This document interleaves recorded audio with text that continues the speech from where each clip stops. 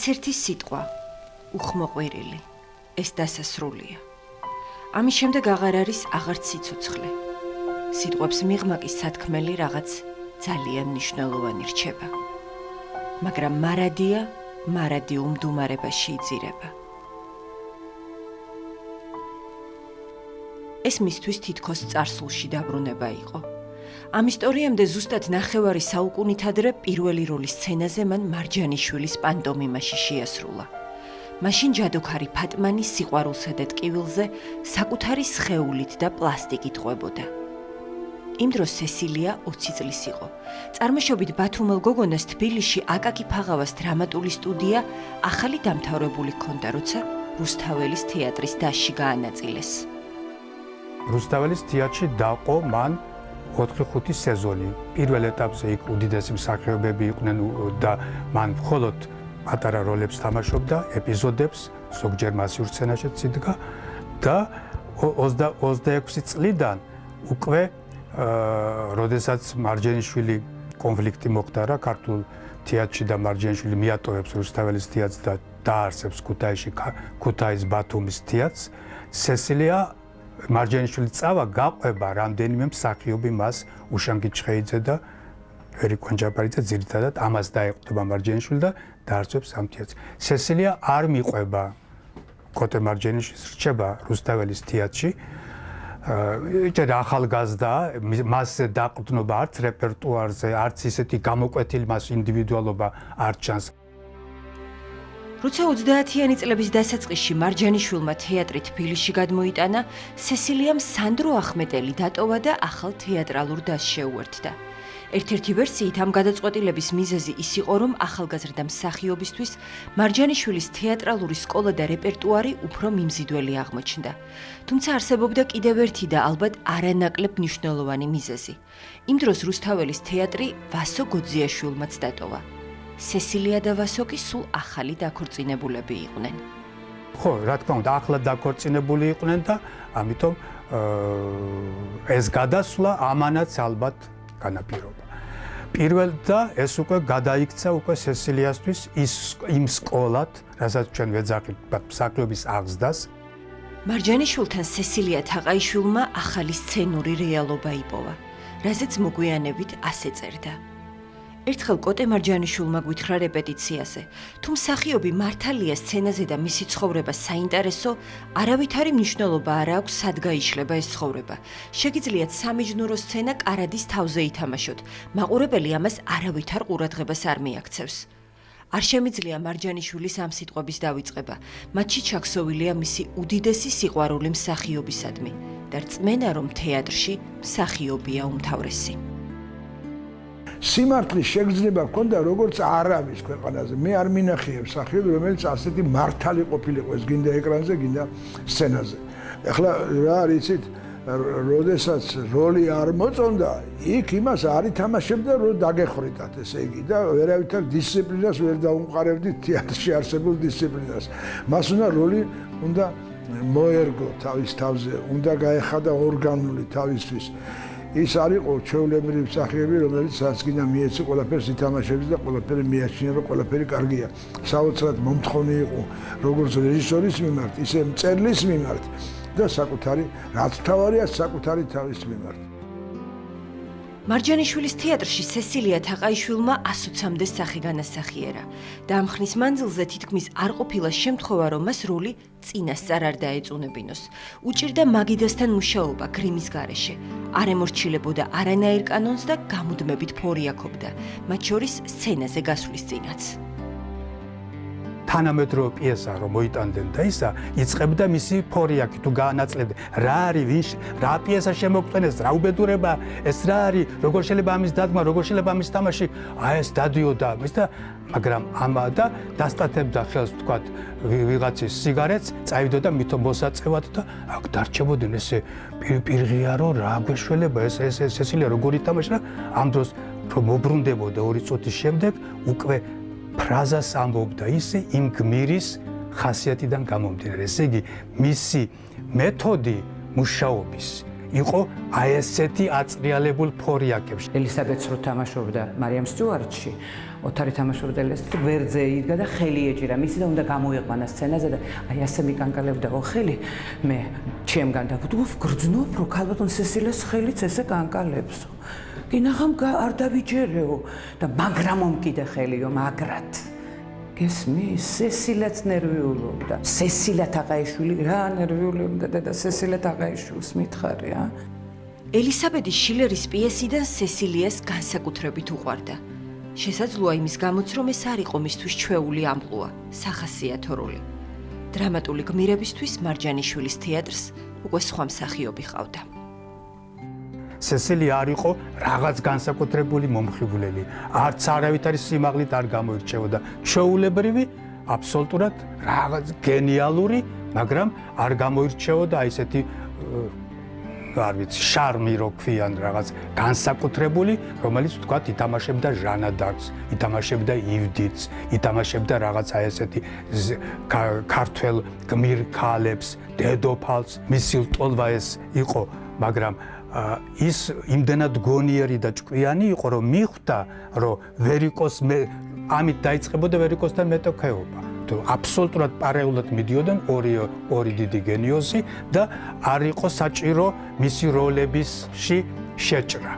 არ შეიჭრა, წყინვალეთ იმოქმედა ალბათ ესე, რომ იმას თავისი ის ჰქონდა რა ქვია, სათქმელი, მას თავისი სათქმელი და ორივე უახლესი განუყრელი მეგობრები იყვნენ და საოცარია 80 წლისა ხდებოდა ვერიკო უფროსი იყო და ქალბატონებით მეგობრები იყვნენ და ქალბატონი ვერიკოთ მიმართავდა სიცოცხლის ბოლო წუთამდე. უღური ამას შე. ოი, გეყოფა კოტრიალი გრამიტონი. გაახილე თვალები რას გიშვება მეზობელი. ღობეს საცაც ხვირზე მოგვაბჯენს. მეორე მსოფლიო ომის ბოლო წელს ეკრანებზე შოთა მანაგაძის კომედია გამოჩნდა ჭირვეული მეზობლები. მაშინ 39 წლის სესილია პირველად მიიწვიეს დიდკინოში გრამიტონის ცოლის მანანას როლზე. სესილიამ ფილმში სულ რამდენიმე რეპლიკა თქვა, თუმცა ამის შემდეგ ეკრანზე ყოფნა სამუდამოდ დაებედა. მე ვიტყოდი ერთი რაღაცას. ძალიან დიდი მსახიობები, თეატრის მსახიობები თამაშობენ კინოში. მე არ ვიცი ახლა შეიძლება მაყურებელი ფართო მაყურებელი ამას ისე ვერ ამჩნია. მე მაინც მომჩნევ რომ ის არის დიდი თეატრის მსახიობი და კინოში თამაშობს. ის თეატრალური ჩვევა მაინც მოყვება მას. და არის ისეთი მსახიობები, დიდი მსახიობები, რომელშიც თეატრში არის თეატრალური მსახიობი და კინოში არის კინოს მსახიობი.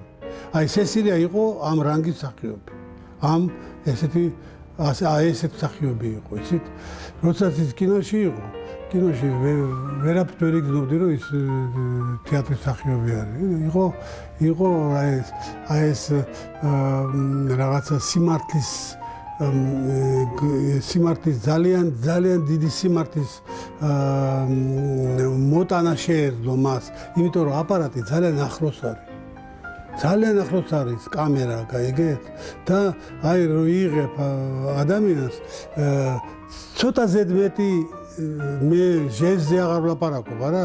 ცოტა ზედმეტიც კი რაღაცა უკვე იწყება თამაში. არასოდეს არ ყოფილა ეგ. რაზბოდიალოვ, კაცო, რაზბოდიალოვ. ვის ყავინვეო? ვინ მაგალითად? ამბობენ, რომ სესილია სხვათქცევის განსაკუთრებულ საიდუმლოს ფლობდა. ცხოვრებაში კი იგი მის არც ერთ გმირს ოდნავადაც არ გავდა. ზუსტად ისე, როგორც თავად გმირებიც არ გავდნენ ერთმანეთს. ამბობდა, რომ ყოველთვის ისეთი ადამიანის განსახიერებაზე ოცნებობდა, ეკრანიდან ან სცენიდან პირდაპირ დარბაზში შეძლებოდა ჩამოსვლა და იქ მყოფ ხალხში გარევა. რაბადაბერებული ხარ, ბიჭო? მე ისეთი ბედნიერი ვარ, რომ ვნახე უბსკრულთან ბატონი გიგა სპექტაკლია ლორთქიპანიძეს. თამაშობდა სოფლის ქალს, რომელიც სუფრას აწყობდა. ვუყურებდი, სულ ვფიქრობდი, ალბათ ეს ისეთი ქალია, რომ ყოველ დღე შლის სუფრას და მისთვის ეს არაფერი არ არის, იმიტომ რომ შემოდიოდა და ეჭირა აი ამდენი თეფში და აი ასე, იცი, აქედან იქ იყო სუფრა, აი ესე აგდებდა ამ თეფშებს და შლიდა მთელ სუფრას ამ თეფშებით. ჟანგლიური რო იყო, მაგას ვერ გააკეთებ. აი როგორ აკეთებდა შინაგანად, თან იცი, თან ლაპარაკობდა, თან ამას აგდებდა, თან მყრიდა, თან გელაპარაკებოდა და ვერ ვასწრებდი, იცი, მოსმენას თუ ყურებას თუ იმდენად საოცრად აკეთებდა ამას. და ოთარმა მითხრა, რომ ვნახეო მაშინ სუპირველათო, მე ვთქვიო, რომ აი პირდაპირ წვანილი სუნი თითქოს დადგა სცენაზეო, ისეთი სოფლის ქალი იყო ნაღდი, აი აბსოლუტურად. საერთოდ ყველაფერში ისეთი ნაღდი იყო, შეუძლებელი იყო, შეუძლებელი აბსოლუტურად.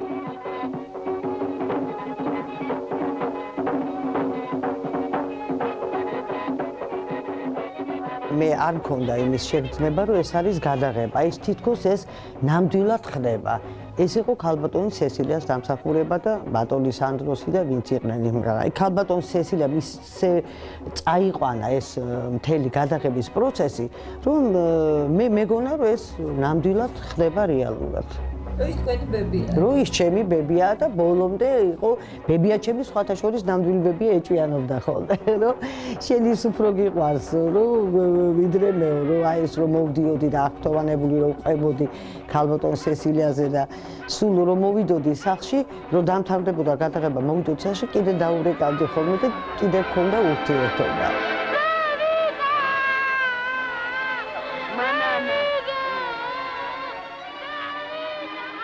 12 წლის ნანული მაშინ გულწრფელად დაიჯერა, რომ სესილიას სინამდვილეში მისი ბებია იყო.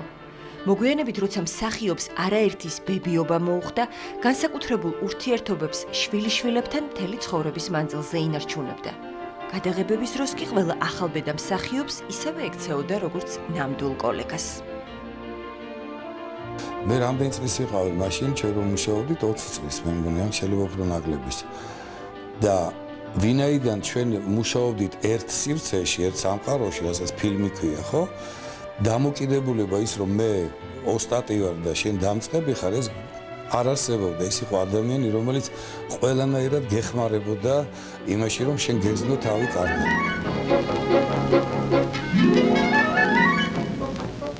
თუმცა შვილიშვილმა ბებია გადაღებების დროს ერთხელ სერიოზულად გააბრაზა. მერაბ თავაძემ დღესაც არ იცის, რატომ არ დაესხა მაშინ სესილია თავზე. ჩვენ ერთი ეპიზოდია, როდესაც ბებია მოსდევს თავის შვილიშვილს და უნდა დაიჭიროს ის სად მიდის და როგორ მიდის და კონსერვატორიაში. აი მაშინ იყო რაღაცა მე აურიე მიზანსცენა.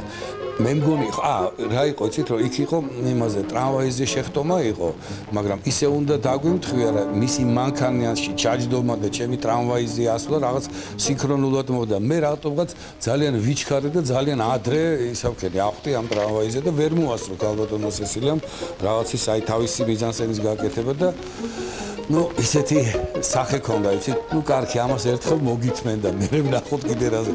მეორეზე რა თქმა უნდა ძალიან კარგად გავაკეთე ეს ყველაფერი.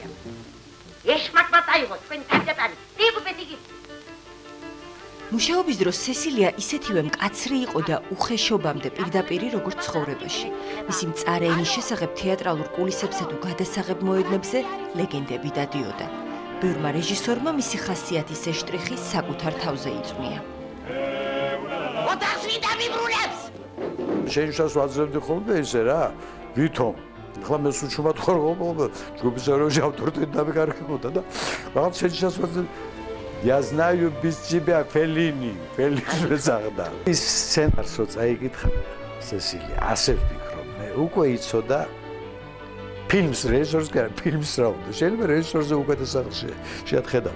მაგალითად ის საჩქოსო თამაშობს, კოსმეტიკოს, ხო? აი ნიუანსებს რო აკეთებს, მაგალითად ფულს არა, ვითარ შემთხვევაში ფულს არ გამოგართვევდა. მე ეს კაცობის ეცვლა რომ დახედავს რამდენია, ხო? ამას ვერც ერთ რეჟისორი ვერ ეტყვის. მსახიობი ის არის, ვინც თვითონ არის როლის ავტორი.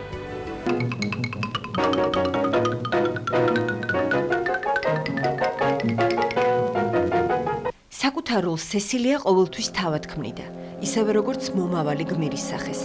მისთვის ყველა დეტალს ერთი შეხედვით უმნიშვნელოსაც განსაკუთრებული მნიშვნელობა ჰქონდა. ცხოვრებაში კი ხშირად ისე გამოიყურებოდა, როგორც ძველი სკოლის მასწავლებელი. არ შეეძლო მშვიდად ლაპარაკი, არაფრის მიმართ არ იყო გულგრილი, მაგრამ არასდროს არავის უნახავს სენტიმენტალური ან ცრემლმორეული. თითქმის არასდროს საუბრობდა პირად ისტორიებზე და იმ ტკივილზე, რომელიც ლამის მთელი ცხოვრება თანსდევდა. ვასო გოძიაშვილი და ქალბატონი სესილია ადრეულ წლებშივე დაცილდნენ ერთმანეთს, მაგრამ მას მთელი ცხოვრება უყვარდა და ეს სიყვარული გამოიხატებოდა რაღაცა შინაგანი ეჭვიანობის თუ შინაგანი დაძაბულობის, თან არ ელაპარაკებოდნენ, თან გრძნობდი რომ ორივე როგორ ერთმანეთს უყვარს და გამოიხატებოდა სესილიას ისა, რომ სიგარეტს არავდა ვასოს. ეხლა ეს რა მან იცოდა ვასო მოვიდოდა თქვა ესეც გრიმს იკეთებდა, დადებდა ზემოდან სიგარეტის კოლოფს, მაშინ ეს იყო რაღაცა ეს დიდი კოლოფები და სესილია მიცოდა რომ ძირითადად თქვა იმ პერიოდში თამაშობდა ძველ ვოდებილებს და სესილია მიცოდა რა პერიოდშია ის სცენაზე. იმ დროს მოვიდოდა თეატრში მოწევდა იმის სიგარეტს, სიამოვნებ წავიდოდა და არა ყველამ ვიცოდი რომ ესე ხდება, მაგრამ ვიღაცამ სიგარეტი მომპარა, ის გრძნობდა და მე როდესაც უკვე სიგარეტი გადავიდა სესილია და ერთს კი არა უკვე მუჭით იღებდა, ვასომ ჩაკეტა ბოკლომით ეს ისა. სესილიამ რა იმუშავა რომ ეს ბოკლომის ეს მოძებნა და გაღება და მაგრამ ეს იყო არა საყედური ურთიერთშორის. ეს რაღაცა რიტუალივით ესე მოვიდოდა, მოპარავდა და სიამოვნები წავიდა. იმ დროს სესილიას უკვე აწუხებდა დიაბეტი. რამდენჯერმე სცენაზე შაქრის ნატეხის მეშველიებაც დასჭირდა. მაშინ იგი მარჯანიშვილის თეატრში უკანასკნელ როლზე მუშაობდა. ეს იყო დუმბაძის ოლღა ბებია. როგორც ყოველთვის სესილიამ გრიმი ამჯერადაც თავად გაიკეთა. სცენაზე პირობითი დეკორაციების ნამდვილით შეცვლა მოითხოვა და თუმცა ხელში ქართული ქვასანაყი ეჭირა, თბილისში სტუმრად მყოფ ცნობილ ფრანგ თეატრალურ მოღვაწეს პარიზში მცხოვრები ბებია მოაგონა. თუ შეიძლება გამაცანეთ. და მაშინ სესილია სულ 53 თუ 54 წლის იყო არც და თანაც ენერგიული სესილია კერდადიოდა დარბოდა ეგეთი და მე ვთხოვე თანაშემწეს ესე მოიყვანეთ მეთქი და შემოვიდა სესილია ახალგაზრდა ქალი გასულა ფრანგმა მითხრა რომ თარჯიმანმა გადამითარგმნა რომ არა უკვე ბებია შემსრულებელი მინდაო და მე ვთხარი ეს არის მეთქი ბებია შემსრულებელი და ამას ესწრებოდა 1-7 კაცი მსახიობების ტექნიკური ხალხის ჩვენი და ამიტომ ქვია გადამეტებულს ვერ ვიტყვი დაიჩოქა და კაბის კალთაზე აკოცა და თქვა რომ მე ასეთი სახე საერთოდ არ მინახიაო და გაგიჟებული იყო. ლეგენდარული ოლღა ბებია სესილიამ სცენაზე 450 ჯერ ითამაშა და კარიერის მწვერვალზე მყოფმა მოულოდნელი გადაწყვეტილება მიიღო. თაყაიშვილმა მარჯანიშვილის თეატრი დატოვა. მას მაინც ჰქონდა რაღაცა შინაგანი თვითკონტროლი და შიში იმისა, რომ ვაი თუ ამ საფეხურის ზემოთ მეტი ვერ გააკეთოს და უნდოდა აი მოწყვეტა, რომ აი ასეთ იმაზე, რომელიც ძალიან ძნელია, არც სპორტსმენს, არც მოცეკვავეს, დრამატულ თეატრში მით უმეტეს არა, 100 წლამდე მიდიან და მაინც რაღაცა ზოგი ბობღვით გამოდის და მაინც აი ეს გადაწყვეტილება, რომ აი ამ დონეზე როცა ვარ ასული, მაშინ მივიღო გადაწყვეტილება, რომ აღარ ვითამაშე.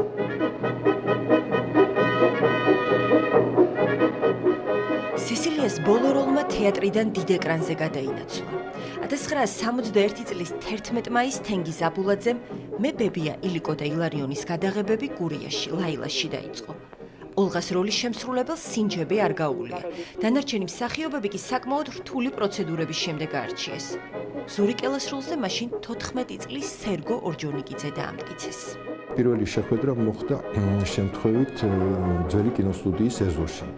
მე მაშინ მიხდებოდა აი ამ კინოსინჯებზე სიარული კინოსტუდიაში და ამ დროს ვხედავ რომ თენგი ზაბულაძე ელაპარაკება ქალბატონ სესილიას და დამიძახა მოდი აი ეს ქალბატონო სესილია შეიძლება გახდესო თქვენი შვილიშვილიო და მოგწონთო მე კი მომწონს მაგრამ თავარია თქვენ მოგეწოდოთ სესილიამ უთხრა ეს იყო ჩვენი პირველი შეხვედრა და მე საინტერესო რა არის ქალბატონ სესილია ბოდი ცურაც გადაგიღებთო რაო გასინჯვა გინდაო შენ არა როგორ რანერი შეფარდება რა ეს მიუხედავად იმისა 14 წლის ვიყავი შედარებით მაღალი ბიჭი ვიყავი და აინტერესებდა უბრალოდ თემის მაგრამ ის სურათიც სესილიამ არ გადაღებინა იმიტომ რომ თენგიზის კი უნდოდა რომ აი ფოტოზე მაინც ყოფილიყო, მაგრამ იქ არ ქონდა ქალბატონ სესილიას გრიმი რაღაც და იმიტომ შევიგრძნო რომ ეს მისთვის არ იქნებოდა მომგებიანი, იმიტომ რომ თქვენ კარგად მოგეხსენებათ რომ ქალბატონი სესილია იყო სადღაც 54-55 წლის, როცა ვთქვათ, თამაშობდა კინოში აი ამ როლს. მის გადავახარეთ სადღაც ვიდეო კლიპები. 14 წლის სერგოს სესილია მაშინ მოფერებით დურაკი შვილიშვილი შეარქვა და ასე მიმართავდა მრავალი წლის მანძილზე.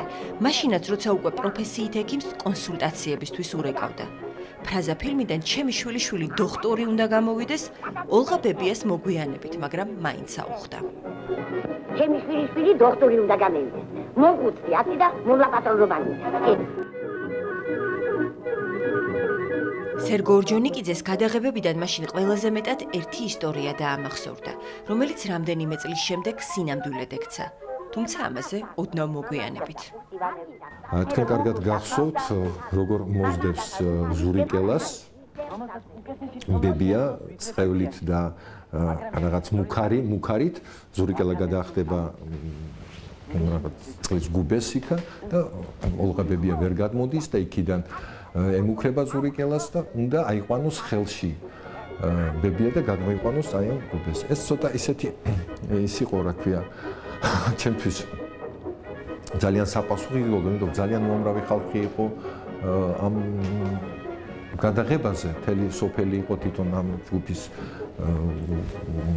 თანამშრომლები და ახლა ვიფიქრე 14 წლისა ვარ, აიყვანე სესილია, გადმოიყვანე ამ გუბეზე, ან ხელიდან არ გამივარდეს, ან რაღაც ისე არ მოხდეს, და ფეხშველა ვარ რა. მაგრამ როგორც იქნა გავბედე და მივედი სესილიასთან, სესილიამაც მიხვდა მიხვდა რომ მე მაინც დარწმუნებული არ ვიყავი მას ავიყვანე, თორე შემომახდა ესე ისერზე მოვქვია ხელი და ესე იოლად გადმოვიყვანე აი ამ წყლის გუბეზე. მობრძანეთ ქალბატონო. გასწორდი წელში და შემოდი ოთახში.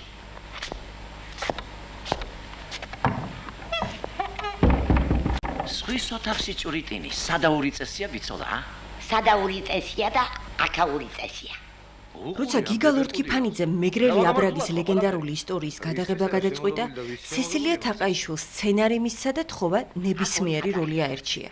სესილიამ 100-ს თამაში არჩია. რეჟისორს თავდაპირველად ცოტა არ იყოს გაუკვირდა, როლი ერთი შეხედვით უმნიშვნელო ჩანდა. თუმცა როგორც ყოველთვის ამჯერადაც სესილიამ ეპიზოდისგან ნამდვილი გმირი შექმნა. დააჯამო რამდენ წუთს არის ეკრანზე სესილია თაყაიშვილი გამოგივა ალბათ 7-8 წუთი და არადა 7 სერიან ფილმში რჩება როგორც ერთ-ერთი უბრწყინვალესი როლის შემსრულებელი. სხვათა შორის თვითონ ჩაიცვა, თვითონ გაიკეთა გრიმი, მითხრა რომ არ მინდა არაფერიო, მე შევარ საკოსტუმეროში და მე თვითონ ჩავიცვამო და გამომეცხადა ცოცხალი ასინათა პირი დავაღერო უყურებდი ესე იგი და როგორ მოახერხა ამ ადამიანმა, რომელიც სისუფთავის და სიყვარულის მეც არაფერს არ ატარებდა ცხოვრებაში, ეს გაიძვერა დედაკაცი როგორ შეასრულა რაღაც საოცარი ოსტატობი და საოცარი და მე მართლა ვფიქრობ, რომ ფილმს შვიცერიას ნახავს კაცი და ერთ-ერთზე იტყვის, ასინეთა რა არის სესილია თაყაიშვილის. სიგარეტი არ გააქვთ? გვაქვს. როგორ არა აგერა? ინებეთ. როგორ ზონდებით ქალბატონთან? ნელსპილად, მარყებს რაღაც. ზუსტად 7-ჯერ გამოჩნდა მისი ბოლო გმირი ეკრანზე, ბუღალტერი თამარი. იმ დროს 77 წლის მსახიობი თავს უკვე ძალიან ცუდად გრძნობდა. მანამდე ელდარ შენგელაია მის დაყოლიებას დიდხანს და ამაოდ ცდილობდა. სხვა ალტერნატივა როლზე მას უბრალოდ არ ყავდა. მერე ერთ ხერხს მიმართა. კიდე შებაქანა. მარჯვნივ თუ მარცხნივ? მოიტაკეთ ერთი. მე სცენარი მოვიტანე მეთქი და თქვენ თუ წაიკითხავთ ესეთ ხრიკი რეჟისორული ხრიკია. ხო და მე ვთხარი წაიკითხეთ და ეგება მითხრათ თქვენი შენიშვნები რაღაც. ხო იცით ძალიან მნიშვნელოვანია თქვენი აზრი რა. ოღონდ არ დამეჩქარო ერთ 3 დღეში. აი ეს 3 დღეში მოდი რა. დამერეკე და მოდი. კარგი. 3 დღეში დაურეკე, მოდი მითხრა. ერთი სიტყვა მითხრა, მოდი. всё, დავედი, მივედი და რასაც ვხედავ, ჩემი პერსონაჟი, ჩვენი მომავალი პერსონაჟი, ესე იგი გამოწყობილი, ჩაცმული სახლის იმიდან ჩაიცვა. იმაში არის გადაღებული სხვადასხვა. დასწრებული და დაწყებული ჩუსტებიდან, დამთავრებული ვარცხნილობით რაღაცნაირი ესეთი ვარცხნილობით და ყველაფერი და პაპიროსი და ეს სიგარეტი თუ პაპიროსი მეგონა პაპიროსი და ეს ყველაფერი აი შენი გმირი უნდა იყოს ესეთი მე მეუბნება იგი მე ვთქვი დედა სესილია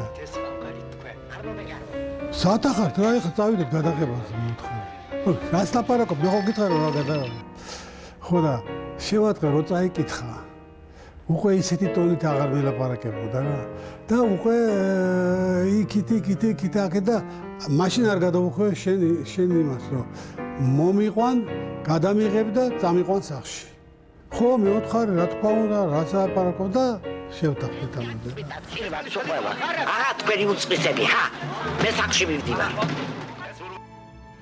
ფილმის პრემიერიდან რამდენიმე დღეში სესილია თაყაიშვილი უმძიმესი დიაგნოზით საავადმყოფოში გადაიყვანეს. ზურიკელას და ოლღა ბებიას ისტორია მაშინ ხელახლა განმეორდა. სერგო ორჯონიკიძეს სესილიას ხელში აყვანა, კიდევ ერთხელ და ამჯერად საბოლოოდ მოუხდა. მოხდა ისე რომ 22 წლის შემდეგ მე კიდე მოვიხდა ხელში აყვანა ქალბატონ სესილიასი და ეს მოხდა მაშინ, როცა ის უკვე ძალიან მძიმედ იყო მოიყვანეს საავადმყოფოში და გადაწყდა რომ სასწრაფოდ უნდა გაუკეთდეს ოპერაცია პირდაპირ მიღებიდან უნდა აიყვანათ ქირურგიულ განყოფილებაში.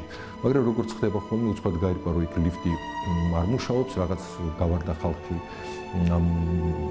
რომ ეს გადაწყვიტონ ეს ლიფტის პრობლემა და მე და ქალბატონი სესილია დავრჩით ერთი ერთზე და აი რაღაცნაირად ინსტინქტიურად თუ რაღაც გამახსენდა ის ეპიზოდი როგორ ავიყვანე ხელში კაცე ქალბატონ სესილიას ხელი და ავიყვანე მესამე სართულზე სადაც იყო ქირურგიული განყოფილება მაგრამ სამწუხაროდ აი ამ ქირურგიული შარევის შემდეგ ქალბატონ სესილიას სიცოცხლე ვერ შეუნარჩუნეს გადი ზურიკელათა დამტიე მარტო გადი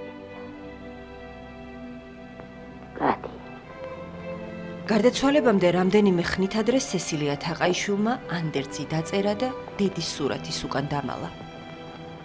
აი მაგ სურათის უკანო დებსო ჩემია ანდერძია. და რო გარდავიცვლები მე წაიკითხეო და რაც იქ წერია თუ არ შემისრულებო უთრა იცოდე დაგწყებული.